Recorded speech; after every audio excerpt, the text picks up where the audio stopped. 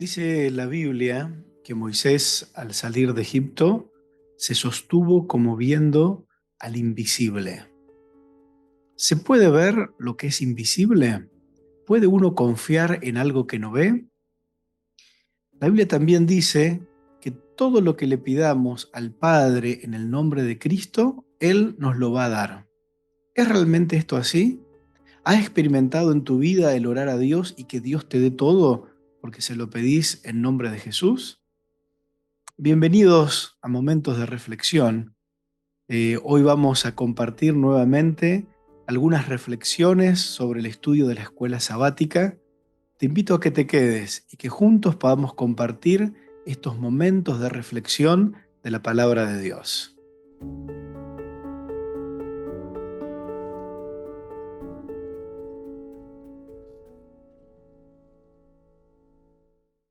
El apóstol Pablo, cuando termina de describir allí en 1 Corintios 13 lo que es el amor, él resalta tres virtudes cristianas que me gustaría recordar con ustedes.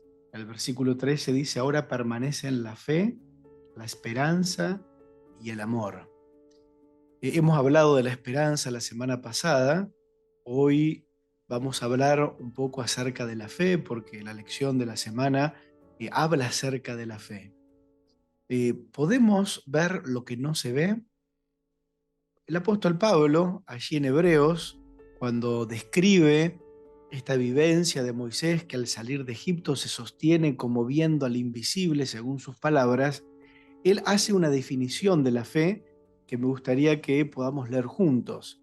Hebreos 11:1 dice: es pues la fe, la certeza de lo que se espera, la convicción de lo que no se ve. Hay realidades que ya hemos conversado en la lección de este trimestre, hay realidades espirituales, en medio de las cuales está envuelta nuestra vida, porque entendemos que nuestro corazón, nuestra mente, está envuelto en una batalla cósmica que es una batalla entre el bien y el mal, una batalla entre Dios y Satanás.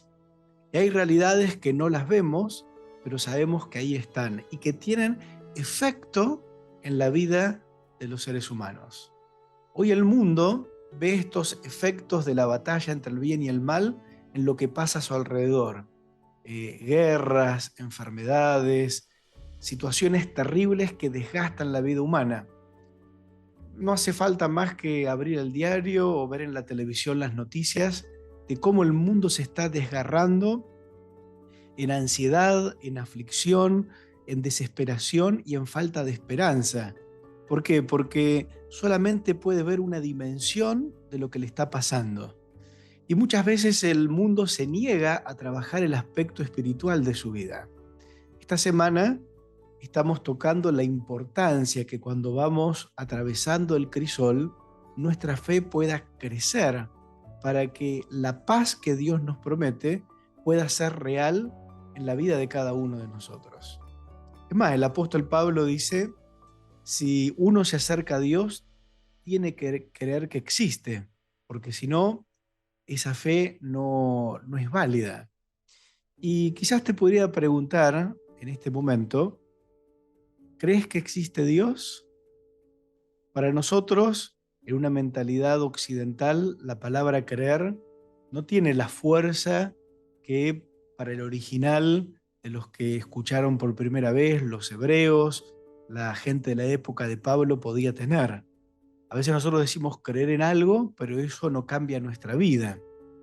El creer de la vida es un creer comprometido. Si yo creo, eso cambia cosas en mi mente, cambia mi percepción de la realidad y cambia la forma que yo me siento. Por eso creer en Dios tiene un impacto, o debería tener un impacto fuerte en la vida nuestra. Por eso el espíritu de profecía nos aclara algo importante acerca de la fe. Ella dice, allí en el libro Obreros Evangélicos, dice: la fe no es sentimiento. Y ahí repite el texto que leímos recién: es pues la fe, la sustancia de las cosas que se esperan, la demostración de las cosas que no se ven. La verdadera fe no va en ningún sentido aliada a la presunción. La fe no tiene que ver con lo que sentimos primordialmente. La fe está basada precisamente en la palabra de Dios. El apóstol Pablo dijo, la fe viene por el oír y el oír por la palabra de Dios. La verdadera fe no viene por el sentimiento humano, sino que viene por medio del cultivo de la palabra de Dios en nuestras vidas. ¿Cómo hizo Moisés y otros grandes hombres y mujeres de la Biblia y de la cristiandad en general para sostenerse en medio de momentos muy difíciles de la vida? Era porque tenían un conocimiento cercano y práctico de quién era Dios. Hemos estudiado el ejemplo de Moisés, o por lo menos hemos leído el texto de Moisés. Voy a recordar rápidamente con ustedes el caso del ex endemoniado Gadareno. Cuando Cristo le quitó los demonios y pasó un tiempo con él, dice la Biblia, sentado a sus pies, este hombre se quiso ir con Jesús, pero Cristo lo despidió y le dijo que se fuera a los suyos y contara cuán grandes cosas había hecho Dios en él. Y él se fue. Y dice la Biblia que él conmovió todo el sector donde él vivía con la predicación del Evangelio. Él había ejercido fe en ese Cristo que estaba conociendo en ese momento. La gente que lo conoció a él ejerció fe en el Dios que él les contaba. Pero no sé si notan allí la cercanía de dos aspectos importantes. Uno, el ejercicio de la fe de aquello que no veo, pero en complemento con una experiencia de lo que sí puedo ver. Porque el hombre, cuando Cristo le preguntó el nombre y le dijo el demonio contestando lo que era el legión, nos dice la inspiración de que Cristo leyó más allá de lo que el demonio contestaba, sino que leía el corazón del hombre que anhelaba ser liberado de la esclavitud del pecado. Allí hubo un ejercicio de fe y Dios lo libera. Y él ve lo concreto del ejercicio de la fe, cómo Dios lo libera. La gente que lo escucha ejerce fe en el Dios que se le cuenta, pero también ve en forma práctica a un hombre que antes estaba encadenado, que nadie lo podía contener, ahora sobrio, con tranquilidad, con paz en el corazón. ¿Acaso no es esto lo que el mundo de hoy está necesitando, la gente que está a nuestro alrededor, nuestros amigos, vecinos, familiares, compañeros de trabajo, de facultad? Ellos, más que escuchar lo que tenemos que decirles de Dios, de la Biblia, ellos miran nuestra vida.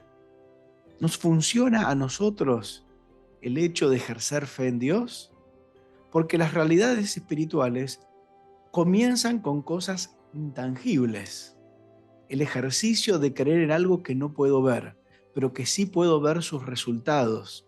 Entonces, cuando la gente ve el resultado en mi vida, en tu vida, de lo que es compartir la experiencia con Dios, ellos también están dispuestos a ejercer fe para que Dios obre de la misma manera en sus vidas personales. Nos sigue diciendo Elena de White que la fe es lo que nos habilita a nosotros para mirar más allá del presente, con sus cargas y congojas, hacia el gran porvenir de la vida venidera, donde se aclarará todo lo que ahora nos deja perplejos. La fe tiene un efecto real y concreto en la vida de las personas. Cuando en Hebreos 11 se habla de la galería de la fe, se nos dice que todos estos vivieron en esta tierra y pasaron por todas las vicisitudes que les tocó vivir porque tenían puesta su mirada en el galardón. Ahora, miren un efecto muy práctico de la fe. ¿Ustedes recuerdan cuando Cristo murió y resucitó? Él se fue presentando a algunos y varios de los que no lo habían visto a Cristo comenzaron a escuchar la noticia de la posibilidad de la resurrección de Cristo. En una de esas apariciones a los discípulos, no estaba presente uno de ellos, Tomás. Y hoy Tomás es puesto como referente de alguien que no tiene fe, ¿no? A veces en los grupos de amigos, cuando se cuenta algo y alguno pone la cara de incredulidad, le decimos Tomás, ¿no? Porque Tomás refleja esa idea de que te cuentan algo y no creen. Pero ¿cuál fue lo peor quizás en la experiencia de Tomás cuando sus compañeros le decían, hemos visto a Cristo, ha resucitado? Y él dice, bueno, yo hasta que no ponga mi dedo en su mano, en el costado, no voy a creer. ¿Qué es lo peor en la experiencia de Tomás? Es la angustia, la incertidumbre que tuvo que vivir hasta que pudo ver a Cristo en persona. Él podía haber terminado con la angustia de la muerte de Cristo, con la angustia de pensar que ya no lo vería más, con la angustia de que todas las esperanzas estaban rotas. Podrían haber terminado si en ese momento él ejercía fe y creía en la palabra de los otros discípulos que le decían, hemos visto al Maestro, ha resucitado. Lo mismo es trasladable a tu experiencia personal. ¿Por qué es importante el ejercicio de la fe? Porque la fe disipa en nosotros la angustia, el sufrimiento, eh, trae paz al alma, porque al creer que Dios puede obrar en nosotros, nosotros nos anticipamos al hecho que va a ocurrir en algún tiempo más. Cuando el cristiano vive a la sombra de la gran recompensa que vamos a tener en el reino de los cielos, que es vivir en la eternidad con Cristo, la luz de esa esperanza alumbra el camino en esta tierra y hace que nuestra vida aquí en esta tierra sea mejor, porque nuestra fe está puesta en la recompensa, está puesta en la promesa que Dios nos dejó a cada uno de nosotros. Hemos recordado el texto de Romanos cuando Pablo nos dice que la fe es algo que se desarrolla a partir de la Biblia, ¿no? A partir del estudio de la Biblia. Pero esos momentos espirituales con Dios, por medio del estudio de la Biblia y la oración, se entremezclan con la experiencia diaria. No es meramente el acto intelectual, no es meramente el conocer versículos, el saber mucho, es el conocimiento de primera mano de quién es Dios entremezclado con la experiencia diaria.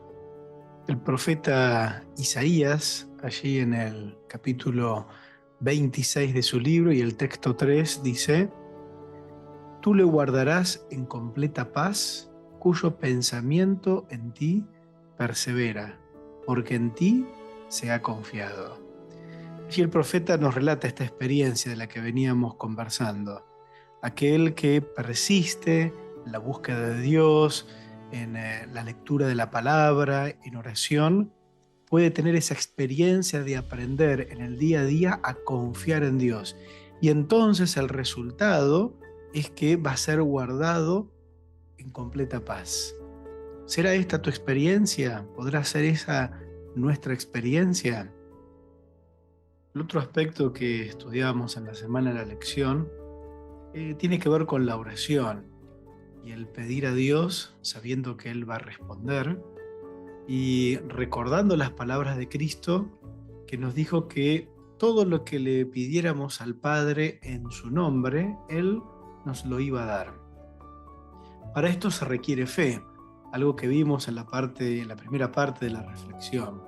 Una fe que se desarrolla en la experiencia diaria con Cristo, por medio del estudio de la Biblia, por medio de la interacción con Él y vamos viendo cómo Él actúa en nuestras vidas. Pero a partir de eso, Cristo le dice a sus discípulos, miren, crean en mí y pidan con fe y pídanle a mi Padre que mi Padre les va a dar. Estas palabras están en el contexto de la última gran charla que Cristo tiene con sus discípulos antes de morir. Si uno repasa en el Evangelio de Juan, capítulo 14, 15 y 16, en ese marco está la charla que Cristo tiene con sus discípulos.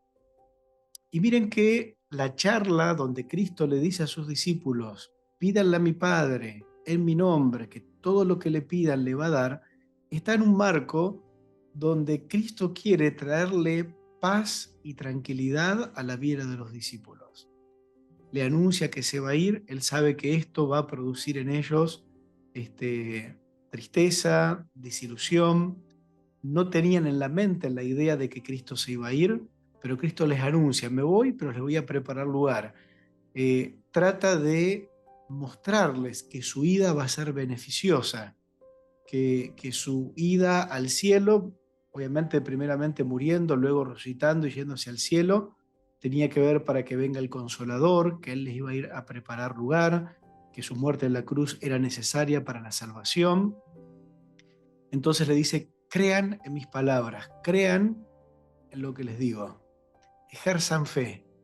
Y aquí es donde viene un acto profundo de la actividad humana que podemos realizar que cambia el devenir de la historia personal. Nosotros vimos una época del mundo donde la gente a la fe no le tiene confianza, valga la redundancia o contradicción en estas palabras. La gente no quiere saber de lo espiritual, no quiere saber de Dios, pero sí está interesada en ver cómo funciona una vida diferente donde la angustia, la intranquilidad desaparezcan y sean reemplazadas por la paz, por la serenidad. Y eso es lo que nosotros los cristianos podemos compartir con la gente.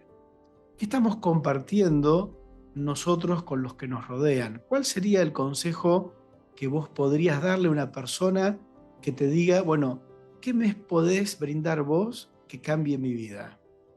Y quizás un primer consejo podríamos decirle, ora, dedica tiempo a hablar con Dios.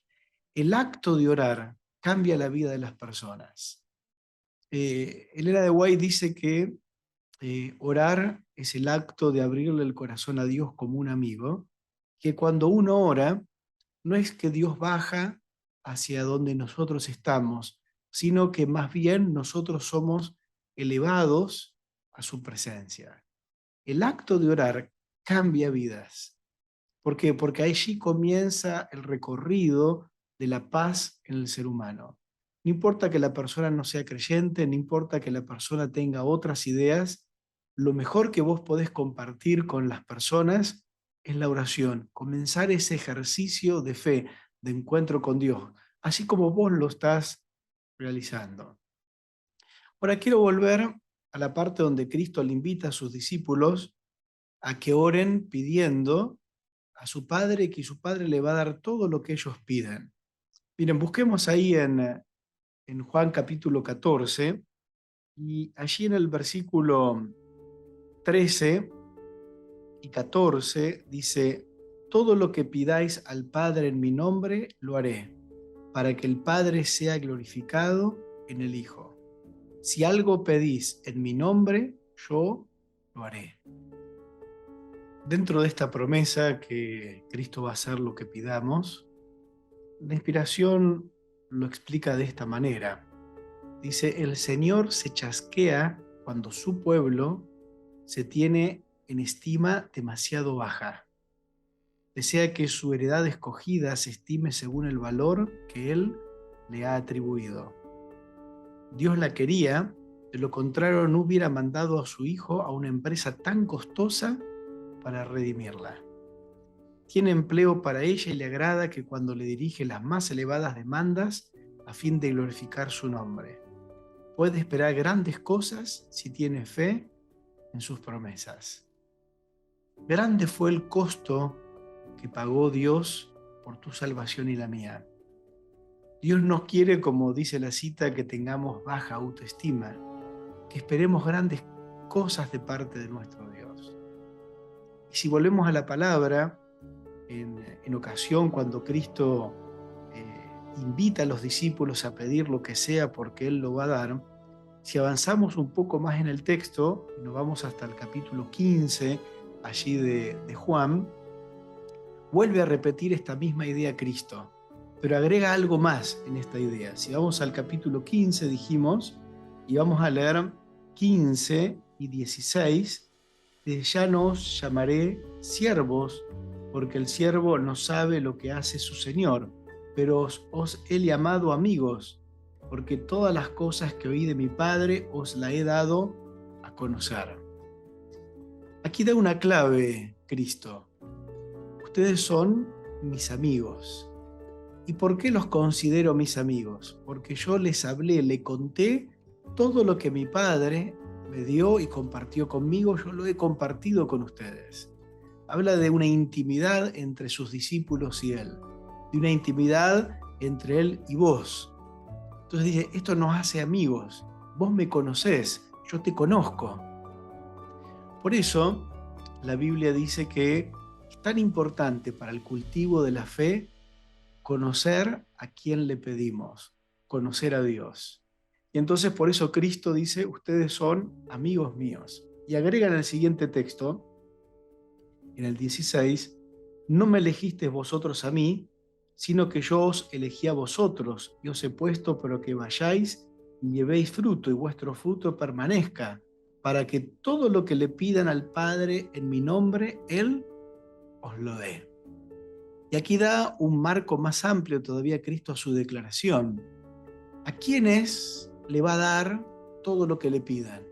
A sus hijos, a sus amigos, a gente que lo conoce, gente que sabe qué pedirle porque conoce el carácter amoroso de Dios, gente, amigos de Él, que ya han dejado atrás la baja autoestima y saben el gran amor que Dios tiene por ellos. Por eso el apóstol Pablo declara, no hay nada que nos pueda separar del amor de Dios. Cuando el creyente ha tenido la experiencia de amor con Cristo, de convivir con Él, porque tiene su palabra, porque la vive, la sabe, la comparte con Dios por medio de la Biblia y la oración, y en el andar de la vida la va viviendo, en esa experiencia de fe crece y sabe cuánto vale para Dios. Entonces, todo lo que le pida al Padre en el nombre de Jesús, ese creyente sabe que lo va a recibir, porque sabe por experiencia personal cuánto vale delante de los ojos de Dios y cómo Dios puede intervenir con poder en su vida. Quizás nos podemos preguntar en este momento de la reflexión, ¿conocemos verdaderamente a Jesús? ¿Cuán íntimamente lo conozco? ¿Soy consciente de cuánto me ama? ¿Soy consciente de que Él daría todo por mí? Ya lo hizo hace tiempo en la cruz y hoy sigue expectante, si yo en oración converso con Él, de darme lo que yo necesito en esta vida, para que muy pronto cuando Él venga, yo también pueda ser parte del reino de los cielos.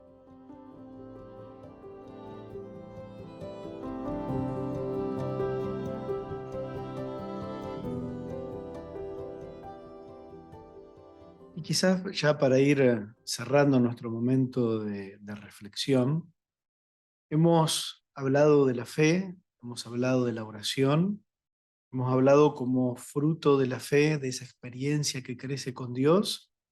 Podemos recordar, en medio del crisol que nos toca vivir, cuánto somos apreciados a los ojos de Dios. Y como Él dio la vida por nosotros, Él promete estar con nosotros en medio de nuestro crisol y todo lo que le pidamos al Padre, Él lo va a hacer. Es por eso que en la experiencia diaria nuestra como creyentes y como un testimonio al mundo, puede resultar algo verdadero, algo concreto en nosotros, lo que el apóstol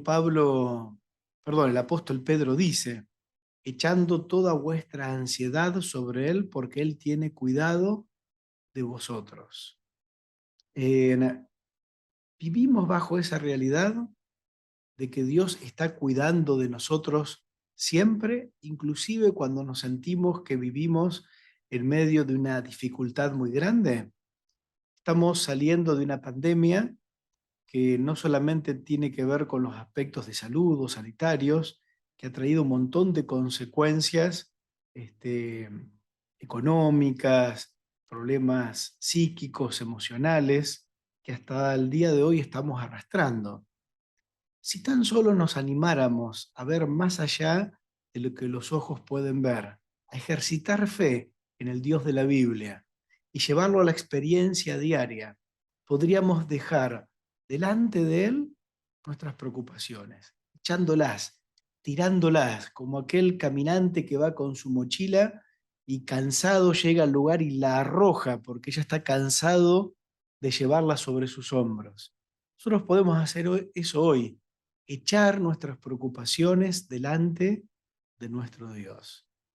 Por eso Cristo, cuando estuvo en esta tierra y predicó el Sermón del Monte y le habló a la gente del afán y la ansiedad, que es algo común en todas las épocas del mundo y que hoy también es algo predominante en la sociedad que nos toca vivir.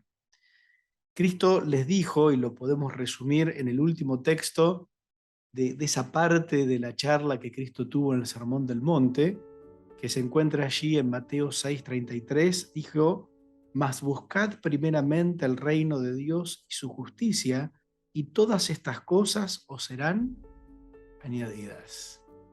¿Dónde está el principio para erradicar nuestra afán, nuestra ansiedad, nuestra angustia? Es en la búsqueda de Dios.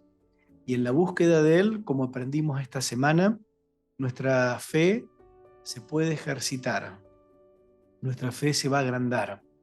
Y es en medio de las dificultades donde vamos a obtener paz, aunque todavía no esté la solución, porque confiamos en el Dios en el que un día hemos creído. Y tenemos esa tranquilidad que todo lo que le pidamos, Él lo va a hacer. Quiero dejarte en tu corazón esto que acabamos de reflexionar juntos y que puedas meditar en lo que queda hasta el sábado, donde irás a la iglesia a compartir con los hermanos, en recordar y en pensar en tu vida cuántas veces Dios te ha sacado de dificultades, de apuros, solamente cuando fuiste capaz de ejercer esa fe y buscarlo en primer lugar. Y el Señor hizo desaparecer de tu vida el afán y la ansiedad. ¿No es tiempo ya de tomar esa decisión, de tener ese estilo de vida? Que Dios siempre esté en primer lugar, para que tu fe sea inconmovible y para que la seguridad de la respuesta de Dios siempre esté a tu lado, para que tu vida pueda ser de aquí en adelante una vida equilibrada, una vida de paz, porque Cristo viene a ser lo más importante en tu vida personal. Que Dios te bendiga y te espero la próxima semana en los otros momentos de reflexión que vamos a tener juntos.